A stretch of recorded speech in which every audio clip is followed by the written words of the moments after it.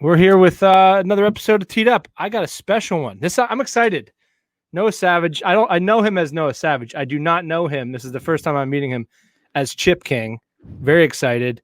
I know him as comedian and broadcaster, but this is a different hat, literally. Yeah. How you doing, man? Good, man. Good. You know, so we're all just kind of doing it, right? Hanging in. Well, you know, I had COVID in March. I don't know if you heard that. I was going to ask you about that. You were like one of the first people I knew to have COVID. Yeah, I was like the first 300 in New York City. And, you know, I work in, my day job is I work in medical sales. So I'm in like doctor's offices all the time with people who are sick. Right. So I went from like, people were like, oh, this thing's coming from China. And I work in Chinatown a lot of the time. And this doctor was like, yo, there's this thing over there. It's serious. And I was like, get out of here. I went to Vegas. I got the flu when I was in Vegas and I like half recovered in February 21st. Okay. And then when I recovered, I went to a wedding in Miami, March 7th. You were doing about all you could do to get this, Yeah. Well, people also ask me like, where did I get it? And I'm like, well, I work all over the city in Manhattan. I live in Manhattan. I went to Vegas and I went to Miami. So March 10th, I'm coughing in an office in Chinatown, and this doctor comes out and he's like, yo, you got to put this mask on. They were already like super masked up down there. Yeah. And I was like, yeah, no problem. And then I started kind of feeling bad. I was like, well, I have the dry cough. I'm not feeling great. So I called my doctor and I'm like, yeah, I think I have COVID. Like, will you test me? And they're like, yeah, no, yeah, right. Yeah. So I come in and they're like super, you know, like straight up like outbreak style covered up. They jam the giant, you know, tooth, ear thing down my nose, a swab. It feels terrible. I go home and get super sick for like 5 days. Like, how sick? Like, because I think people have this weird, I don't know, like being in Manhattan, you probably are, you don't exposed to this as much, but I'm in Pennsylvania. There's people like that don't think this is a real thing, but there's also people that are like super scared. So how sick were you? You're a relatively young guy. You're what, 33? Yeah, I'm 34. I'm 6'7", play college basketball, consider myself in like decent shape. You know, certain people like, well, you're obese. And I was like, well, that's really insulting and not true. Well, I didn't like ask about that at all. So I do have asthma. So my one thing to point out to people is when they go, someone gets really sick or dies and they go, well, did they have an underlying condition? Like, technically I have an underlying condition, but it wouldn't be like if I died, people are like, well, look at Noah. I mean, he was near death. Yeah. All he needed was a little tap and he would have obviously, right. Yeah. But I was so fatigued for like 5 days, like sleeping like 14 hours, getting up, drinking a bunch of water, watching a movie and going back to sleep for a 4-hour nap and then going back to sleep for the night. Damn. And then waking up like fully drenched, freezing, getting in the shower for an hour to warm up, getting all the sweats on, falling asleep, waking up sweating again. Like that was like 5 days of that's all I did. And you knew you had it at this time, right? You knew you had COVID. I had a very strong suspicion, and then I kind of turned the corner. And then that Saturday, my doctors called me and they're like, yeah, you have COVID for sure. So then, and I'm pissed that Sam Morril beat me to this tweet because I was thinking it. But that's when like the Goodfellas scene when they're in jail ensued, because my wife's like an amazing cook and she's half Italian, and all we did was like make pasta and crush like 3 bottles of wine every night. Like there was nothing to do. We were inside. We were inside for 15 days. So and she didn't get it, or she did? She never got it. She never got it. Wow. And you know, this all ties back to golf. This is a golf podcast, right? Yeah. Well, in theory, it's loosely related to golf. Yeah. So I played golf last year. I started playing a little bit, but like enough to own clubs. Probably played 20 times, maybe 15 times. So then I'm recovered from COVID. People think I'm pretty safe. And it's April. It's like mid-April. It's freezing in New York. And my wife's working from home and I'm working from home, but it's like very limited. So, you know, whether it's first thing in the morning or whatever, I'm playing because now I'm doing remote calls with my doctors. Oh, you used to be on the course. So, hey, so I'm playing like so much golf. And I'm driving, there's no traffic. So I'm leaving with the West Village and I'm playing like, you know, there's a course up in, I'm playing Mansion Ridge, which is up by like West Point. I played, there's another one, the Garrison. I played that a bunch.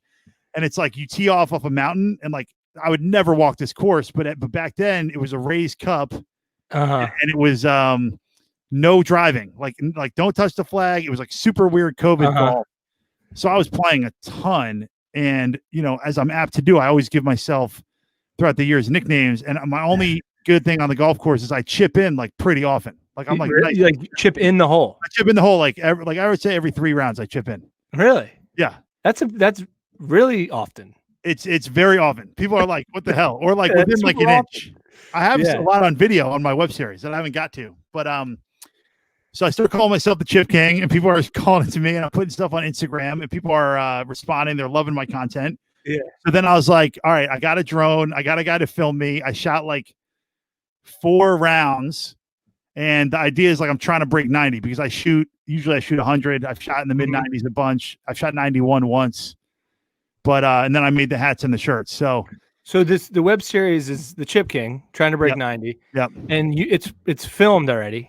Yeah, and I'm releasing it every Monday. So episodes 1's out, and then I took a lesson and I filmed that and I cut that up. So and you haven't broken 90 yet, or is that something I never have? I never have. Maybe I have on the film, but I haven't so far in the series.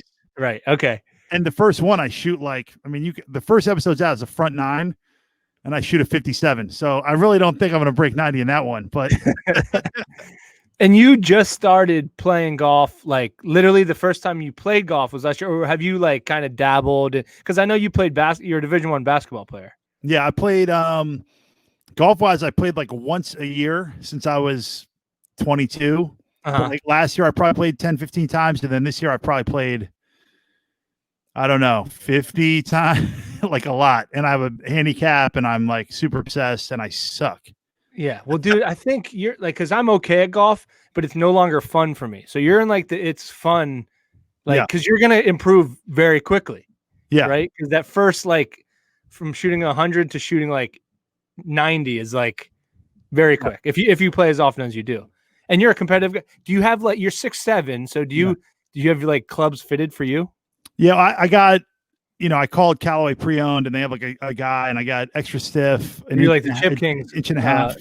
Chip King's on the phone. I don't know if you guys said Well, it's funny because when I'm playing well, I'll use my driver. I use my 58-degree wedge a lot, and then putt, and then use maybe I just don't have that much need for like, other clubs, maybe pitching wedge, maybe 7-iron. But everybody commenting on the video is like, yo, your clubs are too short. But it's just because my 58 is the only club that's not extra long. Right. The 58 standard. Yeah. It's tiny, but it's like my favorite club. Well, you're the Chip King. Yeah, exactly. And it's a classic. Like I did this when I switched high schools. I gave myself a nickname that I thought was the douchiest thing in the world, and I was like, yo, I'm the Sav from now on. Just call me the Sav. And it like caught on like wildfire. Like people loved it, and they were like, "Yo, the Sav, what's up?" And that's my Twitter handle is "Yo, it's the Sav," based on that. But it was all BS, How long did it take?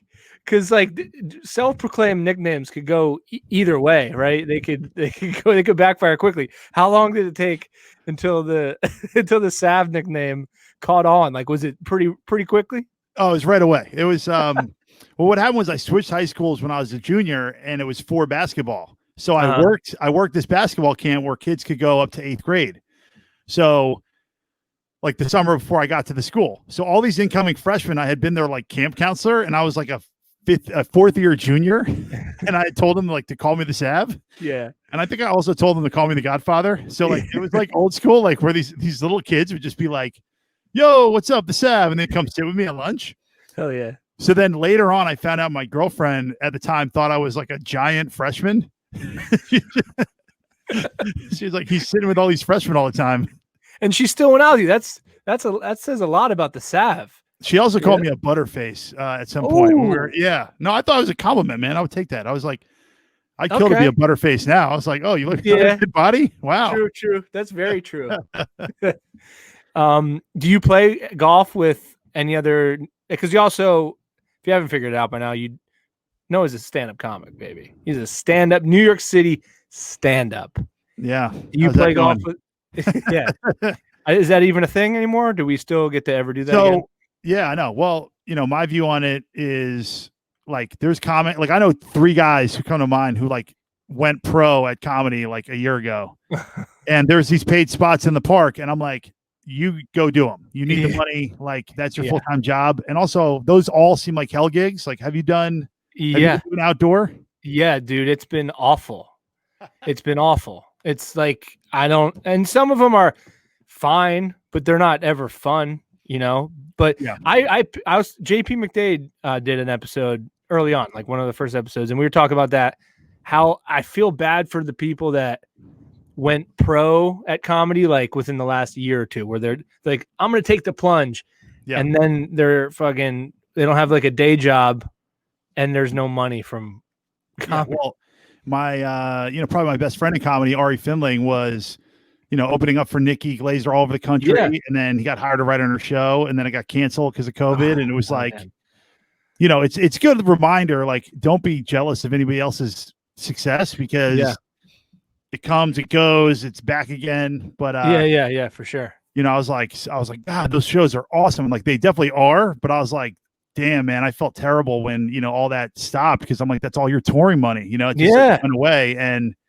like my sports went away. Like the week I was sick, I was supposed to do the America East Championship for ESPN. And I called them and I was like, I'm sick and I think I have COVID. So you need to get someone else. Like, even if I don't have it, I want to be safe and not go. Right. And they were like, just wait an hour. And I was like, what do you mean? And they were like, just wait an hour. And every hour they'll go away. Every conference canceled. I got you. Yeah. It was like an Amtrak like sign that says like canceled, Big East canceled, SoCon canceled, like, and there were just no games, So I'm lucky I still have a day job. Yeah, dude. I mean, that's the thing. Do you miss stand-up though? Do you like? We haven't like really done like you were grinding, like you were in New York City grinding. Like we always used to see each other out. Yeah. Like, do you miss that right now, or have you embraced this time? No, I do. I ran a show with my wife, Alyssa Wolf, who's a comic. Like, it was a monthly, and it was like a great show. So that was kind of my anchor. And I was like, I'll get to do 25 minutes there if I want to, Right. And then, if I get on 1 or 2 bar shows a week, that's like a good month. You know what I'm saying? For me. It is funny how, like, when it's gone, you see the arbitrariness of who's booked and why and where. And like, I'm like, all right, so now that's over. Like, what can I make? And I'm actually like, this Chip King thing is the most I've probably ever worked in anything in entertainment, other than like editing my own broadcasting reel, which is like a hellish thing I do every year. But like, I got a drone. I bought music. I figured out how to edit. I did the graphics. Like, I got some help from my boy, Mike Cantor, but like, I designed this with the help of a 99 design. Like, right. I just was working on it the whole summer. And what sucks now is it's like, it's dark, it's cold, it's the fall. And I'm like, damn it. I was really distracting myself from this COVID thing, like, pretty well. And it just feels like, I'm coming back to earth a little bit. I feel the same way. Like, I started this podcast, like, I wanted to do it. And I just, number one, I was freaked out about COVID. Like, so I don't think like my mind was capable of like doing a thing other than like looking like this all day, like waiting for COVID to get me. But, and then like I decided to do it, and like, the world started opening up again.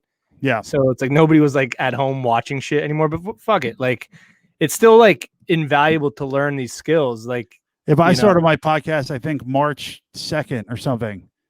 So like my podcast was going to be, it still exists, but I just don't like, I don't do as much as I thought I would, because it was supposed to be like, all right, this is my show mainly about sports. I'll have comics on, and then like sports stopped. So then it became, half my podcasts are just me and my wife, Alyssa, and they're actually great. And we just kind of like the more off the rails we go, the better, like the more happy I am with the episode. You know what I mean? Where we have 3 topics, but like, it digresses into like some story about high school. And I'm like, oh, really? You were like a weirdo like that too? Okay. Like, so you guys probably end up getting to know each other better on the podcast anyway, right?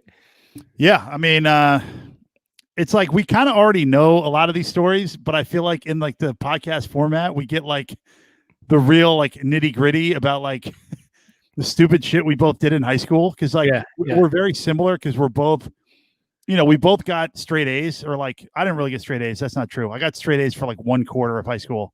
She got straight A's. I got good enough grades to play basketball in college. Yeah, but She you got all, you straight went to A's. Princeton. You went to Princeton. Yeah. That's not like just. That's not like. Right, but I don't want to misspeak here. She got straight A's. I got good enough grades. But the point is, we both did it kind of low effort to get those grades. So we spent a lot of time like goofing around and like doing social things that were like more high effort. Like I basically put an entire beach worth of sand in front of my principal's office, and we created a whole like Jersey Shore vibe. We brought in like fucking like 200 pounds of sand. In the school office? Yeah, in the school office. We were like, welcome to, he used to go to Jersey City, so we like pranked him for a senior prank. I spent more time on that than I spent on like anything academic the second half of my senior year, like what were the consequences for this? Oh, it sucked. Nothing happened to us. And they cleaned it up like before school started. We were like, what? Oh, because it was such a non-destructive prank. Like we put a tarp down. Yeah. And it was just such a money, like he went to Jersey Shore. We like made the principal's office Jersey Shore. We put all these desks into like a maze going towards it, and we spelled out 2004 in the ceiling tiles. It took like 7 hours of manual labor with like 5 guys. How did you like? And who you had to have like some kind of accomplice on the inside? No, because I went to school in Jersey, but like the school was basically, it was phenomenal because the sports were so important, and there was a lot of trust to the student athletes because like I had a wink deal that I could get in the gym whenever I wanted. So I had access to a lot of the buildings. Oh, you're the Sav, man. You're the Sav. Yeah, exactly. I'm in there. And I had the gun rebounding machine. So I was just in there all the time shooting. And I think I just somehow figured out how to like break into the student activity center. So were you the best basketball player on your team? Yeah, I was. It was me, a kid played at Colgate, and another kid played at Columbia, but was a junior. But the teams we played against were like, we played against Joakim Noah's team in high school. We played against Blair, right? Blair Academy? No, he played at Lawrenceville. But like their starting lineup was Florida/NBA player, Joakim. Guy went to Penn, guy went to Northwestern, who was like 5th all-time in threes made in the Big Ten history. Guy played at Columbia. Another guy went to Bucknell. Guy came off the bench who was D1. So like 6 D1s and an NBA player, and we had like 2 D1s, 3 D1s. So, and you that's the school you transferred to for basketball, right? Yeah, I mean the games were sick. The school spirit was sick. It was like college. We had a lot of theme parties. It was a lot of partying that was wink. It was a lot of like the teachers were in on it, like in terms of like not the partying, but they were like, yo, why weren't you at the football game? You know what I mean? Like you have to support these guys. Oh, like I didn't know I was supposed to go. Like, well, they're going to be at your games. It's a lot of good, positive peer pressure. Did you live there? No, so it was a half boarding school, half day. I was a day student, and every weekend, like 8 basketball players would be signed out to my house. And then we would just like run amok in the town, like going to these like giant mansions where there's like house parties. Right. And it was just phenomenal. I loved it. What can you name names? What do you mean? Yeah, I can say anything. What? The school? Oh, it's called the Hunt School. The Hunt School. Okay. Yeah. Yeah. So it's like now the facilities are like crazy great. But when we were there, we always thought of ourselves as like, all right, everybody knows what Lawrenceville is. We're like the kind of, underdog, our facilities aren't that great, but we grind it out. We beat them anyway. And now I go back and I'm like, I didn't go to this school. They have like 2 gyms, state-of-the-art weight room. Like it's awesome. Yeah. Do you wish you like played golf back then? Because they probably have pretty good resources for the golf team too. Oh, I a million% wish that my move was like, all right, fall, I get ready for basketball. I play basketball, and then spring I'm on the golf team. I mean, there's a guy I covered. He's in the NBA. His name's Dylan Windler. Okay. And I covered him for the OVC with ESPN 2 years ago. He's on the Cavs. He's a lefty. Unbelievable player, basketball-wise. Obviously, he's an NBA first-round pick. His second best sport is golf, and he's like a sick golfer. And I was like, he's got the right idea. Yeah, that's how even like J.R. Smith, like he's a sick, pretty good golfer. I mean, Steph Curry was obviously real good, but like when I worked in golf in Manhattan, J.R. Smith would like send one of his boys in to get a new club every other week. Wait, where did you work? New York Golf Center. Oh wow, okay, that's cool. Yeah. they're in Manhattan. But Well, that was my claim to fame is we beat JR's team, and I had 21. I had like 18 in the first half, and then they were like, "Oh, don't let him get open threes." Like that was the tape I sent to colleges. I was like, "Look who I'm doing this against." Like, did you guard him?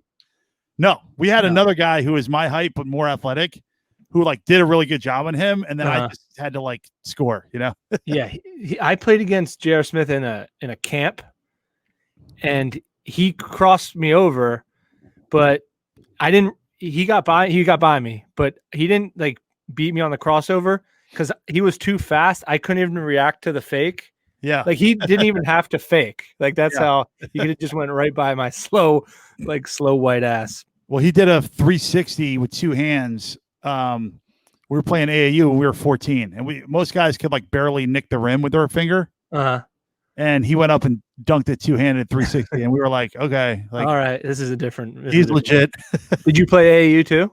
Oh yeah, that since age 11, I made this team called the Connecticut Starters, and it was like 1996, and we got hooked up with like starter gear, like swishy, like it was the Yeah. 90s, and we got all starter gear, and I was like, oh my god, I'm like on the dream team. Like I felt like I was like Yeah. famous because I got a starter jacket. And then so you obviously went to Princeton to play hoops. And then how did the stand up thing start? I don't know. I always thought I was like the funniest guy in the locker room, and like I planned on doing stand up since I was like 19. Really? And then I went and played in Europe after college. Played at Oh shit! I didn't know that. Switzerland. 1 year? Yeah, 1 year. It was very unremarkable. It was a good year of like learning like how much I had to mature. I had some like, mental problems over there. I had a dispute with the coach. I had like lots of issues. What was it? But what like? I mean, I know there's a bunch of different levels of basketball. Yeah. And like what was your experience like? Were you playing? Was there like fans everywhere? Were you like rich? No, so we were the top division in Switzerland, okay, which is a not great league. So you get 3 Americans on a team. It's me. It's a point guard who's an unbelievable player from Santa Clara. And then there was a big guy, Chris Grimm, who played at Marquette, and his college stats were like 2 points a game, 3 rebounds, like barely played in college. Went over to Switzerland. He averaged like 18 and 10 for like 5 years.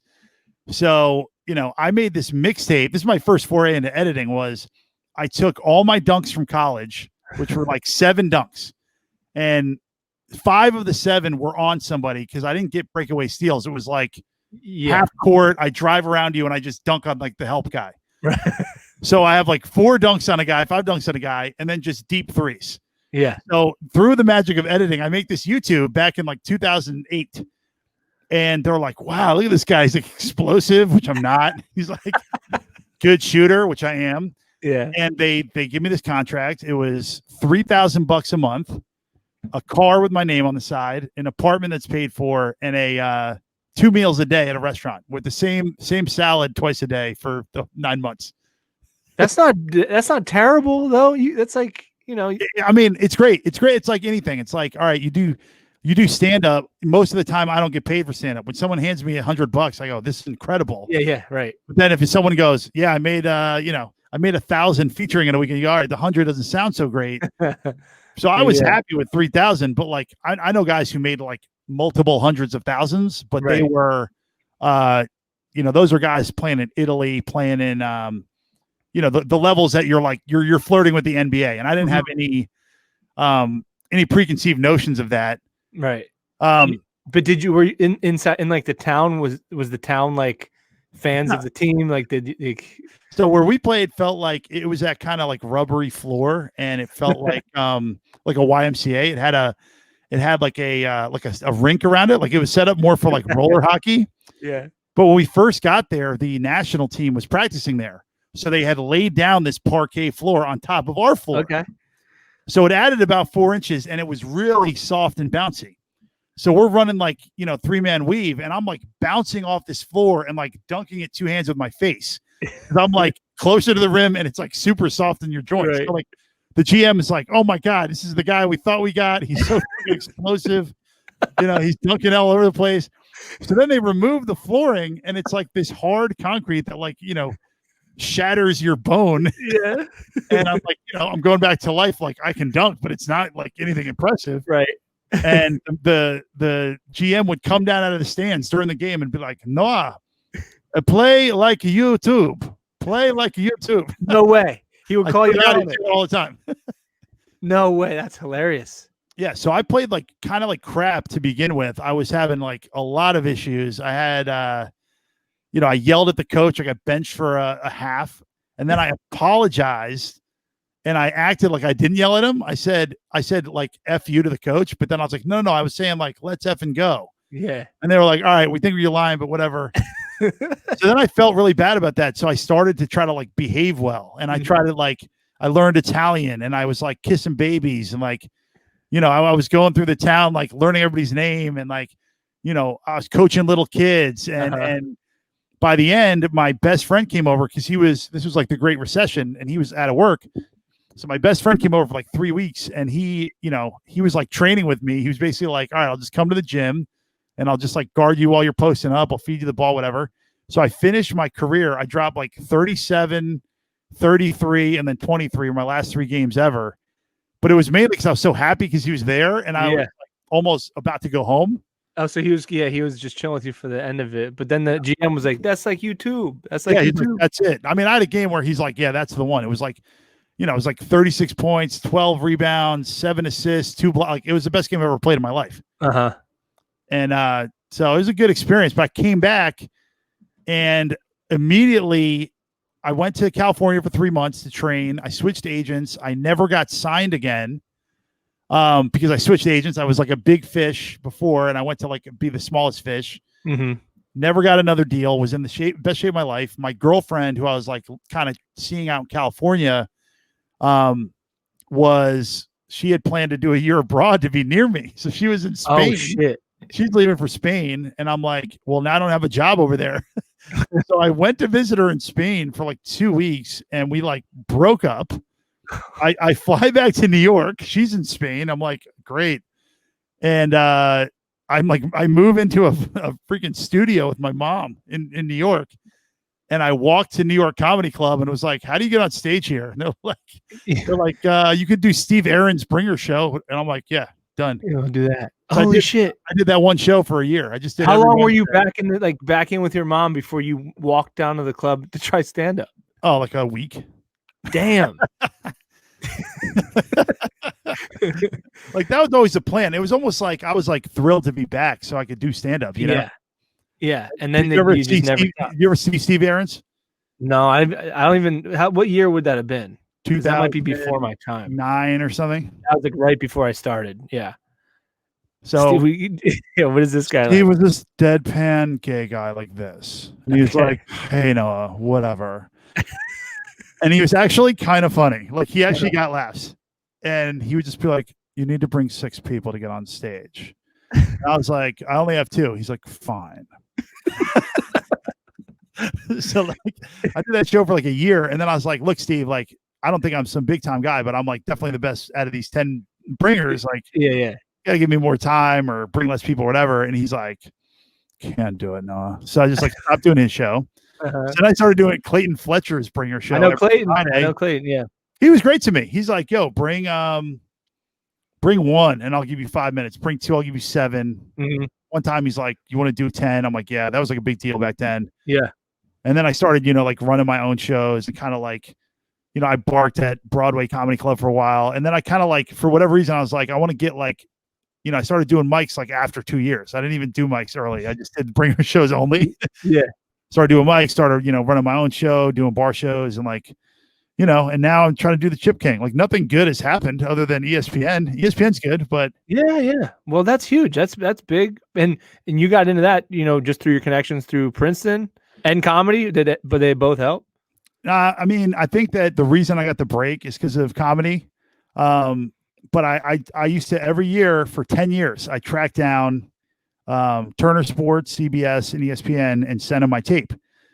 And I would send it to one booker and be like, here's my tape. And they would write back in like 5 minutes and be like, no, thank you. Like nothing. Just like you would send a tape of comedy? No, I sent a tape of broadcasting. Oh, because did you go to school for broadcasting? No. Okay. So I did. How did you get color. broadcast experience without? I walked up to the guy. Well, came back from Europe. I'm at a Princeton game, okay, where I played.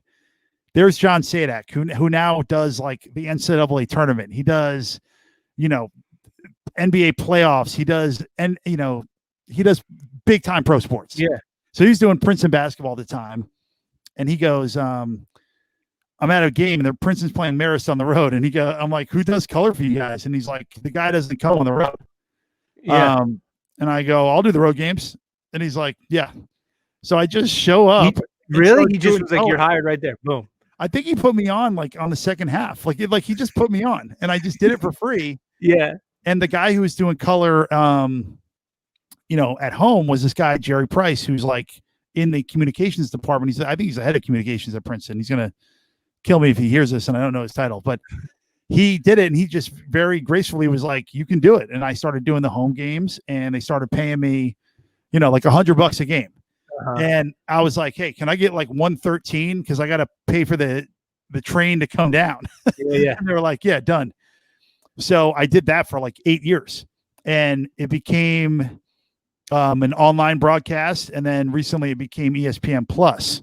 So the production value went through the roof over the last probably 4 or 5 years.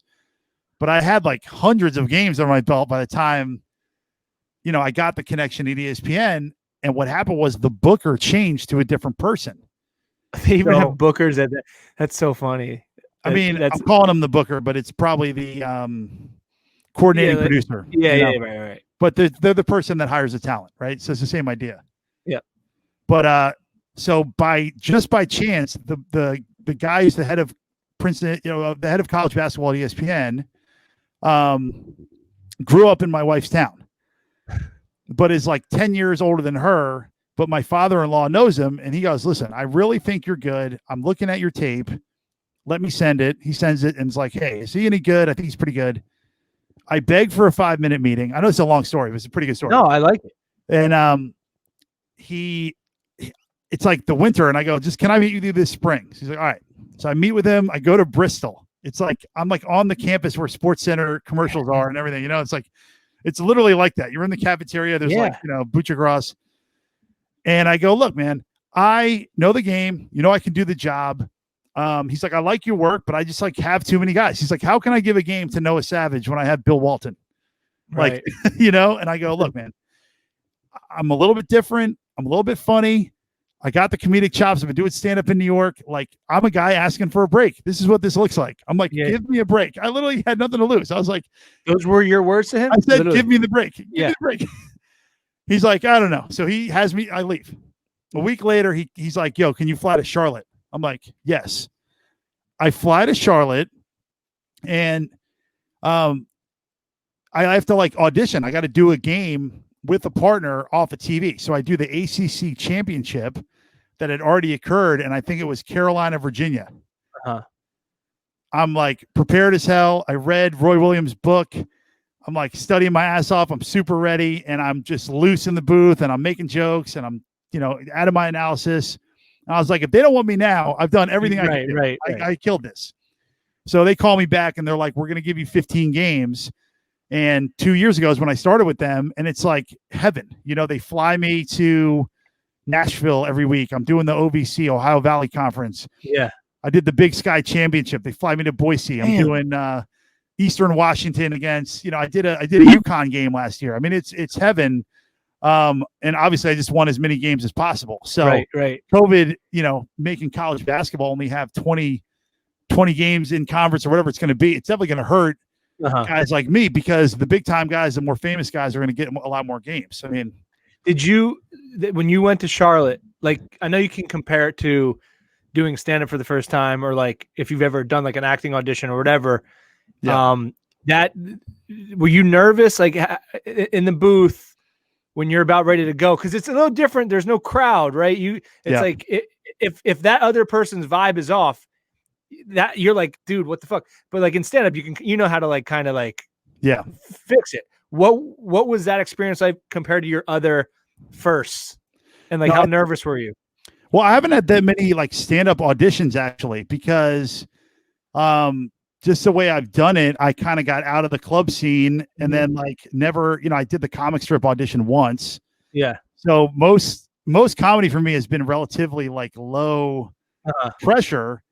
And the same with doing games. Like I've done so many of them. So I was like, I had a game plan. I had a whole talk with my father-in-law, who's kind of my mentor with this, because he's a broadcaster just by chance. And his father is Bob Wolf, a Hall of Fame broadcaster. So he's a broadcaster himself, but also his dad is like world famous. Yeah. So one of the biggest talks that we had is like, oh, all right, they're going to fly me down. We're all having dinner together. All the guys who are auditioning are having dinner. So one of my questions was, do I have a beer? If the hiring people have a beer, I should have a beer. I should look. Yeah. That's who I am. I'm a personality, whatever. Yeah. And then I was like, do I wear a suit? What do I wear?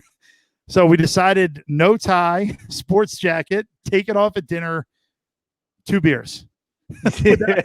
No more than 2, Noah. Yeah. But the guy I did the audition with, Roy Philpott, is a play-by-play guy. Does a lot of college football and a bunch of other sports for ESPN.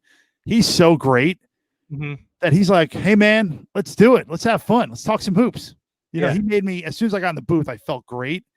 I was more nervous about the like getting down there. Do I, bring a shirt that's not wrinkled? Like I suck at I'll do games on TV where I'll see myself and I'll go, does that look camera ready to you, you idiot? Like you're and I'm getting better at that, but I'm never nervous about like what I'm going to sound like or how the game's going to go. I'm nervous that my like collar will have a stain on it or my hair will, because I'm not like, I'm people are going to laugh. I'm truly not like a vain dude. Like I don't care how I look most of the time. So you're on camera for 2 minutes at the beginning of the game and, a minute at halftime and you're like, blow it. You're like, that's and what's your role? Like, so you're on, you like just give like a little bit of a breakdown before the game and then a wrap up after? No, we're on the whole game, but it's we're only on camera at the beginning. Right. They bring you in and they say, hey, we're inside of the stadium. I'm and then I got to work a lot with my friend Derek Jones, who, he did a bunch. He's my partner at Princeton, but now ESPN uses him too. Sometimes me and him are doing a game. We're like, we've done this 100 times. Yeah. But now we're in Nashville or wherever the hell we are. Did you have pressure to be funny in that audition, or like how? What was your ratio? But it's like sports funny. It's like sports funny. Right. It's not real funny. Yeah. So like Kyle Guy goes up. He's a white shooter dude from Virginia. He goes up and he dunks it, and it's like his second in-game dunk ever. And I was like, listen, if anybody knows something about not dunking, it is me. Let me break this down for you. This is not a dunk. And like, that's like sports funny. It's not right. It's just like having some personality, Yeah. And that's where the comedic chops, come in. And like, are you worried? I don't know, because we live in this like crazy time. Are you worried about saying something because you're live, right? Or you're on the second delay? Are you worried about saying something that you're like, I went for too much there? I try to bite off too much on that one. No, I always try to keep in mind, like, I do college, right? So they're young people, number one. Number two, I keep in mind that half the stuff they're doing, their coach is telling them to do. Yeah. So if it's a pro game, I could be like, what the hell is this guy thinking? Yeah. And be within bounds to me, because it's like, they don't listen to the coaches anyway. They're out there doing what they want. They're pros. I don't want to kill a player ever. Right. Yeah. On air. So that's number one. But if I'm saying something funny about like his shoes or something, like something lighthearted and someone gets offended, that's on them. I don't care. Yeah. I know I'm not going to ever say something like, I'm rooting for all the kids to do well, because I remember like how much it meant as a player. But if someone had made fun of like, Noah's rocking the LeBrons, even though he can't run that, whatever, I wouldn't be mad. Has that happened? Have you offended? Has anybody like said, hey man, like wrote in, like I got a hate tweet once, because I was the third guy in the booth at the Charleston Classic, and I was with Corey Alexander, who played in the NBA, and he played with and against Kobe. Right. And this was like, Kobe was alive, and it was like 2 years ago. But that's just a crazy sentence, isn't it? Yeah, I know. Wild. But I just told a story about how I heckled Kobe, because I yelled out when he was at the free throw line at MSG. I wasn't working. I was just like a fan. Yeah. And I go, hey, Kobe. And like, he turned around and I was like, you're old. And That's a great heckle. everybody expected a lot worse of a heckle. Yeah. So even he laughed. So I got Kobe to laugh. And I told that story on air because Corey Alexander had told a story about Kobe. And I got this text that was like, or this tweet that was like, nobody cares about your Kobe story. There's a game going on. This game is between Weber State and whoever. Like, and I was like, oh my God. But the way that we were treating that booth was, it was the second game of the year. It was Purdue versus somebody. They were kind of smashed. It was a blowout. So we were just like kind of telling stories, kind of talking hoops. Right. And it did hurt my feelings. Like, I'm still like, you know, comic. Yeah. Did you, when you yelled at Kobe, did you have a different thing? Did you not expect him to stop and you froze up, or did you was that locked and loaded the whole time? No, I almost like, you know, I was thinking about the like the Norm Macdonald roast. Like, the most shocking thing is to like not even be that mean. Yeah. That's so funny. So that's all I wanted to say. And he wasn't shooting the free throw. He was just like lined up, but it was dead quiet. And he turned around and was like, okay, yeah, I am pretty old. How did because it's always great when you do that and the other people sitting around you kind of give you the nod, give you the chuckle. They went nuts. My whole section exploded. They applaud breaks. Yeah. Applause breaks. Yeah, you dunked on Kobe. Rest in peace. Yeah. Do you think that you'll as you get into golf and you have these broadcasting chops and experience, is there any type of dream to do golf broadcasting? Oh yeah, absolutely. You know, my dream with this web series is that it gets so popular that I can just fly around the world playing courses and I just basically become a pro golfer because I'm not good. You know, that would be the ideal. You know, the Chip King is going to Bermuda for 2 weeks to play golf, and I'm going to Myrtle Beach, and I'm going to Hawaii. Yeah, you know, there should be a tour of people that above a certain, because I played basketball at community college and golf. Yeah. And the golf at community college, it was like chaos. Like, it was just absolute like in what way? Guys hitting into each other, just getting just no rules. Like, we would just be high and drunk all the time. I'll never forget this. We were in Pittsburgh playing a tournament, and a kid on my team, I've never seen somebody use a flag stick as a spear before. He threw it and javelined it at the like cars in the. It was like insanity. And what do you expect? These kids are like the kids that didn't have life figured out of high school. Yep. And then you want them to play this sport for gentlemen. It's not. Well, I want more. You know, I think I thought about this in the summer, but I was like, it's weird how in baseball, most of the time it's a peaceful non-contact sport, but occasionally they fist fight. And hockey's a sport where it's really physical and they fist fight. Right. But I was like, the fact that they fight in baseball, it almost seems like they should fist fight in golf occasionally. Yeah. Well, I mean, I've seen a couple. There's way more fist fights. Well, at community college golf, there's more fist fights than any other golf. That's the most fist fights. But scrambles and stuff, you get a couple, beers in you, and you're arguing about a scramble score. It goes down. I was playing a lot this summer with this guy, Brian Hurley, he played D3 college basketball. He's a really good player, and he talks so much shit in golf. And he's probably an 18 handicap, and I'm like a 26. Right. So he gives me strokes, and we gamble on it a lot. And he was just beating my ass, and he talks so much that I had a round where I became the pissed off golf guy. And it's I never want to be there because it makes no sense. I know guys who every time they play are pissed off. Mm-hmm. And you're like, but this is what you do for fun. You plan your whole week around this one round, and then you're mad the whole time. It makes no sense at all. Yeah, no, I've been that guy before where it's all about managing expectations, and it's but that's so funny. So you've been down to a 91. You're a 26 and you've been down to a 91. That's playing way below your handicap. Well, I started the summer at a 23. I've gotten worse, and I took a lesson. I played this really hard course that I show in the series in Nantucket. Or I don't know if it's hard, but it's a nice course. It's super nice. And I'm flirting with mid 90s and, a couple holes go here or there. And I think I shoot, I don't want to spoil it, but I definitely break 100. Uh-huh. And then like the first episode I put up is from like 3 weeks ago, and I shoot like, just under 120. And it's like, I don't know, like, I know you got to take some steps back before you go forward, but it's gotten like way worse lately. And are you having fun the whole time? Like, is this all fun? I absolutely love it. I think the best day in the world, it depends on the group you're playing with too. Mm-hmm. But you get a little gambling. Okay. You get a cigar. Okay. Yes. You get the right amount of beer. Like I don't want to be like shit faced when I play golf.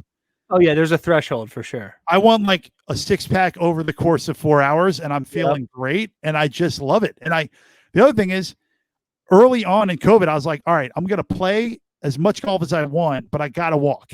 And I got away from that. But if you walk too, you're like, man, and I got a great workout in. It's like the ultimate. Yeah, yeah. And that's the thing. I love walking. Like I love unless it's like a crazy like hilly crazy course, but walking like 9 in the afternoon, like it's awesome. It's the best. It's the best thing ever. And so you're going to be doing every week is an episode, right? Yep. So it's like 9 holes is one. Okay, cool. And you're going to continue it throughout the winter? Yeah. Well, my plan is I have 8 episodes, and I have 3. I basically have 8 episodes of golf. I have 6 episodes of lessons. So I'm going to run out in about 8 weeks. And then like, I don't know what's going to be going on with COVID, but like my secret plan is to just get in the car for 4 days and like drive down to Myrtle and play like 4 more rounds. And that'll give me 8 more episodes. Yeah. But again, it depends on what's happening in our world, or maybe I'll play a winter round. Yeah. But it's like, I got super addicted, and it's like, I have friends that are, if we didn't both play golf, I don't know if I'd talk to them. Yeah. That's how I have those friends too. I definitely have those friends too. Yeah. Where you're like, man, we have nothing in common except for this game. My goal is, what I want to do is I want to try to every state go and play the 18, like each state has like the dream 18 holes, right? They're from different courses throughout the state. And like you play that 18 and you get a score. Yep. And like, I want to do that for every state, which is like, I don't know how financially that'll ever happen in my life, but it's just like this pipe dream where I just want to do that.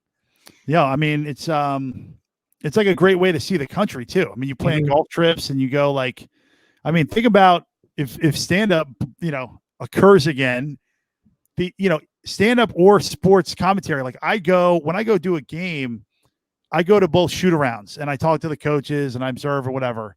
But if they're shooting around in the afternoon and the game's at 7, I'm definitely playing 9 now that I'm a golfer. Yeah. I mean, come on. And you could probably like get hooked up, They're like, hey, where does the college team play?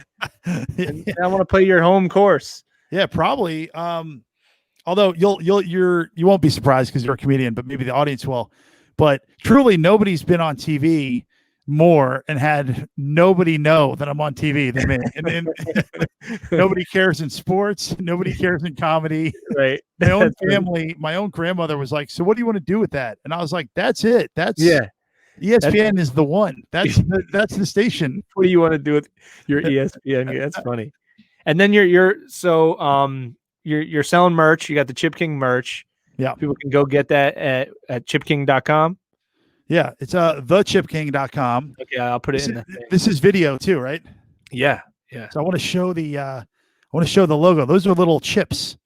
So that's little potato chips and Doritos, and the little crest. So from afar, it looks kind of like a more preppy or like high class thing, but it's more like a play on that, which I think is pretty cool. Yeah, let me get that Chip King. The chipking.com. That's awesome. And you got like hats, shirts. Yeah, hats and shirts. The shirts we just printed on Nike. These are on, the hat has the rope. You can stick your tee in here. You can stick your cigar in there. You can stick your scorecard in there. So it's a great functional golf hat. I mean, I've already worn this. It's already pretty. I'm getting one. I'm getting one for sure. Get one. And all your listeners should get one. Dude, yeah. I'm going to start a promotion where if you send me I want people to send me their if they chip in, send me those videos. So I don't know. I mean, I know I film an extraordinary amount of my golf, but if you guys chip in, send it to the Chip King. I'll send you a hat. Nice. All right. I'm a terrible putter and chipper, so I'm going to be buying a hat. I know that. All right, but nice. Dude, Noah, thank you for doing this. We got to do it again. Let's do like a check-in in a couple months or something. Yeah, man. Are we the Masters, the November Masters? Coming up, let's do something for the Masters. Absolutely. I mean, I've become a big pro golf. Are you watching? You watch a lot? Oh, yeah, I watch a ton. Once you play, you can really appreciate what the hell's going on a lot more. Have you ever been to a pro PGA Tour event? No, I'm dying to go. Dude, you got it. It's gonna blow your mind. Because like you're gonna be like, how are these dudes doing? Because the TV doesn't do it any justice. Like, yeah, the undulation on the greens and like the conditions and how far they're hitting the ball is like, yeah, you're like, your mouth is just wide open. I mean, after COVID, I'm literally like so pumped to travel and go anywhere and do anything. I will go like Waste Management Open post COVID is going to be like the most. Gonna be insane. It'll be like the Kentucky Derby times 1,000, but golf. Yeah. Well, let's do something for the Masters for sure. All right, man. Let's do it. And thank you. Go to thechipking.com. Check out Noah, and you'll see him on the sidelines when college basketball is back. Yeah. Hope so. Please. Anything else? Did I miss anything? You can follow my Instagram, Yo It's the Sav, and Twitter, Yo It's the Sav, but the Instagram has some more golf content. Self-given nickname. But it's stuck. It's stuck, folks. Absolutely. You know it's a good one. Noah, thanks, man. This is fun. Thanks for having me. Yeah.